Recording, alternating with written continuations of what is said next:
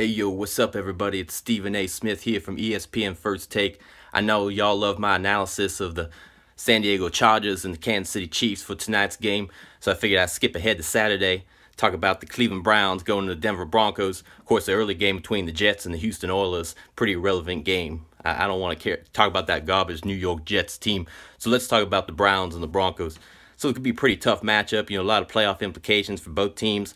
Obviously, both teams could be in a playoff elimination type situation. The Cleveland Browns, if the Houston Oilers lose their early game to the Jets, which is unlikely to happen. Of course, the Browns, they win their game against the Denver Broncos, they could win the AFC Central. A lot on the line there. And of course, for the Broncos, looking to get in the playoffs, they're still waiting on the Seattle Seahawks, their AFC West rival, see if they can take down the Niners in a non-conference game.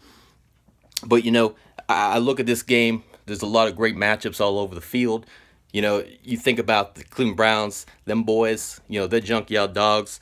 They're going to roll into this game with a lot of revenge on their minds because, of course, as we know, the Denver Broncos have beaten them in 3 of the last 4 AFC Championship games. On one side, you got John Elway and Terrell Davis, and, on the other side, you've got, who they got now? I can't even think because I'm Stephen A. Smith and I really don't know anything about football. But, the Cleveland Browns, they got Hanford Dixon. They got Joe Hayden, who's been playing great all year for them on the other side. But, one matchup I really love, you think about a tight end linebacker matchup. Cleveland Browns, Gary Barnidge, who's well on his way to a 6th straight Pro Bowl. And he's going up against Glenn Kadrez. Glenn Kadrez, he's trash. So, I look at that matchup. That's going to be a tough matchup. But, you think about all these matchups all over the field. And you think about, the Denver Broncos, they got Randy Gradishaw. How's he going to cover, how's he going to contain Otto Graham? I just don't see how that's going to happen. And then you think about, of course, John Elway and, all his weapons that he's got all over the field. You think about Sammy Winder coming out of the backfield. And you think about the unreliable defensive line that you got of the Cleveland Browns. They've got these 2 guys who last 2 years they've just been garbage. These 2 defensive line. I can't even think of their names right now because I'm Stephen A. Smith. I know nothing about football. What's their name? Oh yeah, Courtney Brown and Gerard Warren. I mean, these guys are terrible. How are they supposed to stop Gary Kubiak? I mean, how are they gonna stop Shannon Sharp and Rod Smith and Christian McCaffrey? I just don't know. I'm Stephen A. Smith. I don't know anything about football.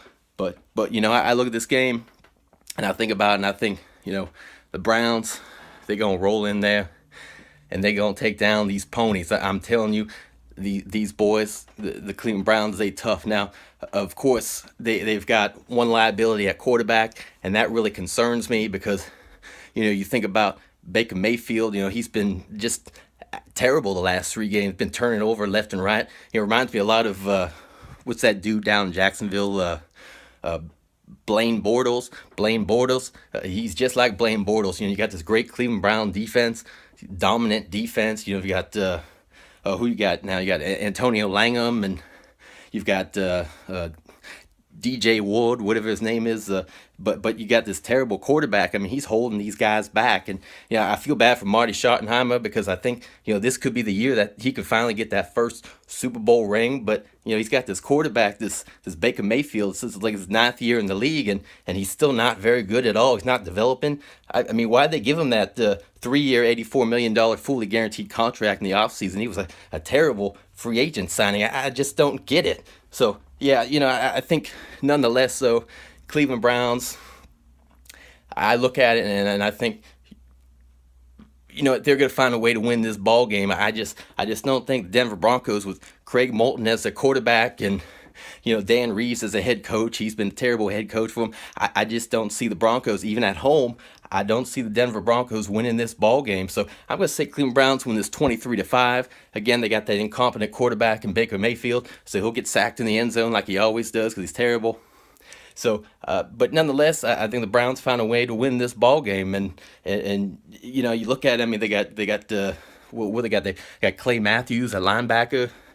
They've and then I didn't even think about the weapons they got on offense. I mean, they've got Eric Metcalf. They've got Leroy Hoard. Everybody who watched that game against Carolina Panthers last weekend, they know that Leroy Hoard became the first player since Leroy Hoard in 1991 to have at least 50 rushing yards and at least 50 receiving yards in one game. I mean, that's twice in 27 years. I mean, this cat can't get contained. I mean, he's just unstoppable. So yeah, I don't know how, Denver Broncos, the Orange Crush defense with Tom Jackson, I think they're a little bit overrated. I just don't think they're that good. And, on the other side of it, you think about the Cleveland Browns defensive line. Like I said, Gerard Warren, Courtney Brown, I mean, they're not very good. So it's going to make it a little bit tough. And they're playing at Denver.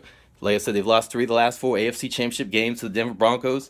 Gary Zimmerman, Mark Schlereth, Ronald Leary, got all these great offensive linemen for the Denver Broncos. So I don't know, but nonetheless, I just think, there's a big coaching disparity. You've got Paul Brown on one side, you've got Courtney Vance on the other side. So I think, Cleveland Browns going to roll into Mile High Stadium and beat them Denver Broncos. So anyways, that's my analysis, y'all. I'm Stephen A. Smith, and peace out.